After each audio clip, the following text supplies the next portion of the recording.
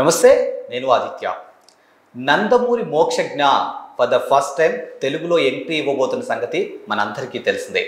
ఇకపోతే ఇదే మోక్షజ్ఞకి సంబంధించిన అంశం ఇప్పుడు సోషల్ మీడియా వేదికగా తెగ వైరల్ అవుతుంది.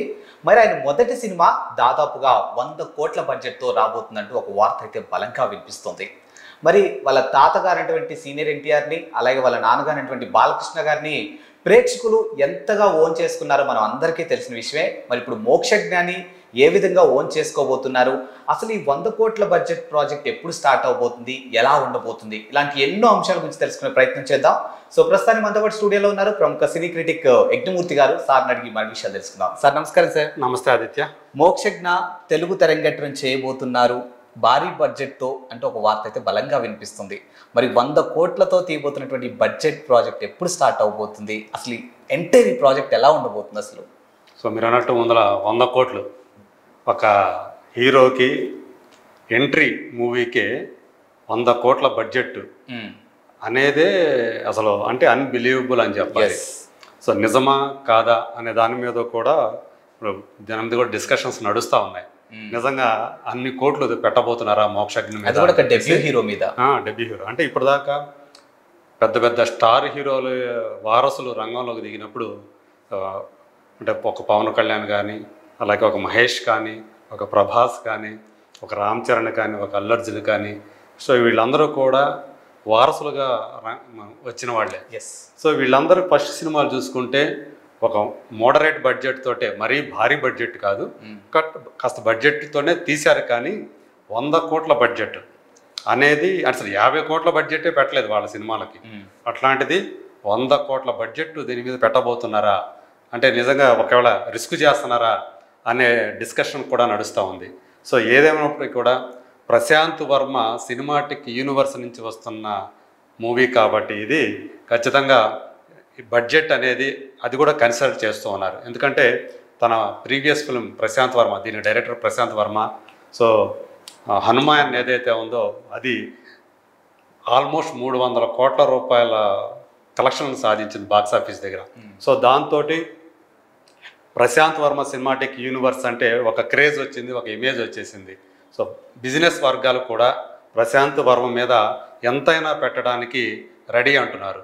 సో అందుగురించే దీన్ని తనదైనటువంటి అంటే ప్రశాంత్ వర్మ సినిమాటిక్ యూనివర్స్ అంటే మనకు అది తెలుస్తుంది, అది ఒక ఫ్యాంటసీ వరల్డ్, మనల్ని మరో లోకంలోకి తీసుకెళ్ళే ఎప్పుడు దాంట్లో ఉంటాడు ఇప్పుడు. సో అందుగురించి సో మోక్షజ్ఞతో తీసే సినిమాని కూడా సో అలా ఒక ఫ్యాంటసీ, రొమాంటిక్ ఫ్యాంటసీ మూవీగా దాన్ని తీయబోతున్నాడు అనేది మనకు అందుతున్నటువంటి సమాచారం. సో దీన్ని ఇప్పటికే దసరా ముహూర్తంగా నిర్ణయించారు. దీని ప్రారంభోత్సవాన్ని చాలా వైభవంగా నిర్వహించడానికి ఏర్పాట్లు జరుగుతున్నాయని మనకు అందుతున్నటువంటి సమాచారం.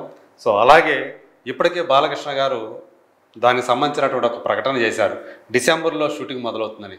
సో ఇప్పుడు లాంఛనంగా ఓపెనింగ్ అనేది పెట్టుకొని సో గ్రాండ్ లెవెల్లో సో డిసెంబర్లో సెట్స్ మీదకి వెళతారు అనేది సో మనకి ఇప్పుడు ఆల్రెడీ బాలకృష్ణ గారు ఆ సమాచారం అయితే ఆయన ఇచ్చారు, డిసెంబర్లో స్టార్ట్ అవుతుందని చెప్పేసి. సో అంటే ఐఫాలో అబుదాబి వేదిక జరిగినటువంటి ఐఫా వేడుకలో ఆయన అవార్డు తీసుకున్నారు, తెలుసు కదా మనకి, లెజెండ్ అవార్డు. సో ఆ టైంలో ఆయన తనకు ఎదురైనటువంటి ప్రశ్న మోక్షజ్ఞని ఎప్పుడు మొదలు పెట్టబోతున్నారు షూటింగ్ ఆ సినిమాని అని చెప్పి. సో దానికి ఆయన ఇచ్చిన సమాధానం డిసెంబర్ అని చెప్పేసి. కాకపోతే ఈ లోపల దసరాకైతే ఓపెనింగ్ అయితే చేయబోతున్నారు ముహూర్తం షాట్ని. సో మరి దీనికి చిన్న కుమార్తె బాలకృష్ణ గారు చిన్నమ్మాయి తేజస్విని కూడా ఒక ప్రొడ్యూసర్గా ఆమె కూడా లాంచ్ అవ్వబోతున్నారు ఈ మూవీతోటి. సో ఇట్లా 100 కోట్లు పెట్టారని చెప్పేసి పెడుతున్నారు అని చెప్పేసి సో మనకి విశ్వసనీయ సోర్సెస్ ద్వారా మనకు తెలుస్తున్నటువంటి సమాచారం. సో మోక్షజ్ఞ కూడా దానికి తగ్గట్లుగా ట్రైన్ అవుతున్నాడు, ప్రిపేర్ అవుతూ ఉన్నాడు. ఇప్పటికే సో నటనలో లండన్కి వెళ్ళొచ్చారన్నారు. అలాగే వైజాగ్ సత్యానంద్ దగ్గర కూడా ఆయన ఆల్రెడీ చాలామంది ఇవాళ స్టార్ హీరోలుగా వెలుగొందుతున్న వాళ్ళందరూ కూడా సత్యానంద్ దగ్గర శిష్యరికం చేసిన వాళ్ళే. అలాగే మోక్షజ్ఞ కూడా ఇప్పుడు ఆయన సెక్షన్లో రాటు తెలుతున్నాడు అని చెప్పేసి మనకు అందుతున్నటువంటి సమాచారం. అలాగే ఫైట్స్ డ్యాన్స్లో కూడా ఆయన శిక్షణ తీసుకున్నాడు ఆల్రెడీ.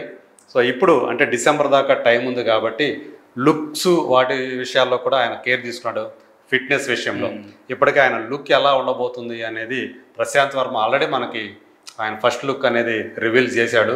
సో అది వరకుతో పోలిస్తే సో ఇప్పుడు అతను ఎంతో స్లిమ్గా తయారయ్యి ఒకప్పుడు కొంచెం బొద్దుగా ఉన్నాడనే పేరుంది. సో అందు గురించే లుక్ విషయంలో చాలా కేర్ తీసుకొని కొంత ఆలస్యంగా, ఎందుకంటే ఆల్మోస్ట్ 7-8 సంవత్సరాల క్రితమే అతను హీరోగా రాబోతున్నాడు అని చెప్పేసి అప్పుడు చాలా ప్రచారం జరిగింది. బట్ కొంత లేటుగానే తను హీరోగా తెరంగేట్రం చేయబోతున్నాడు.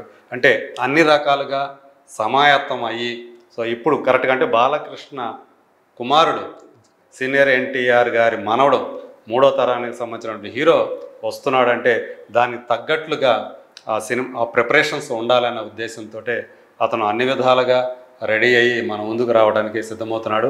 అందు గురించి ప్రొడక్షన్ పరంగా కూడా ఎక్కడా కూడా రాజీ పడకుండా ప్రశాంత్ వర్మ ఏది అడిగితే అది ఇవ్వటానికి సో వాళ్ళందరూ ప్రొడ్యూసర్స్ కూడా రెడీగా ఉన్నారు. అందు గురించే దీనికోసం ఆల్మోస్ట్ 100 కోట్ల బడ్జెట్ని కేటాయిస్తున్నారని చెప్పేసి మనకు అందుతున్న సమాచారం. ఒకవేళ అంత బడ్జెట్ పెట్టినా కూడా ఈజీగా దాన్ని రికవరీ చేసేటువంటి మార్కెటింగ్ స్ట్రాటజీ ప్రశాంత్ వర్మ దగ్గర ఉంది. సో దాన్ని తను ప్రమోట్ చేసే విధానం ఎందుకంటే హనుమాన్ తర్వాత అతను ఇమీడియట్గా స్టార్ట్ చేస్తున్న సినిమా ఇదే కాబట్టి సో దాదాపు అది జనవరిలో వచ్చింది. అంటే ఆల్మోస్ట్ 1 ఇయర్ గ్యాప్ తోటి అతను సెట్స్ మీదకి తన నెక్స్ట్ హీరోని, అది కూడా మోక్షజ్ఞని తీసుకువెళ్ళబోతున్నాడు. కాబట్టి అతను కూడా ఒక స్ట్రాటజిక్గా ఈ సినిమాని ప్లాన్ చేస్తున్నట్టు మనకు అందుతున్నటువంటి సమాచారం. ఖచ్చితంగా దీన్ని కూడా ఒక పాన్ ఇండియా లెవెల్లో, ఎందుకంటే PVCU Prashanth Varma cinematic universe అనే దానికి ఇప్పుడు దేశవ్యాప్తంగా కూడా ఒక పాపులారిటీ వచ్చేసింది, దానికంటూ ఒక ఇమేజ్ వచ్చేసింది. సో ఖచ్చితంగా హనుమాన్ డైరెక్టర్ నుంచి వస్తున్న సినిమా కాబట్టి దేశవ్యాప్తంగా దానికి మార్కెటింగ్ అనేది చాలా సునాయాసంగా అవుతుంది. అయితే ఏ స్థాయిలో అవుతుంది అనేది మనం చూడాలి. సో ఓవర్సీస్లో కూడా మంచి బిజినెస్ అయ్యే అవకాశాలు ఈ సినిమాకు ఉంటాయి. దట్టు బాలకృష్ణ తనయుడు హీరో కాబట్టి సో అది అదనంగా జోడయ్యే ఒక ఫ్యాక్టర్.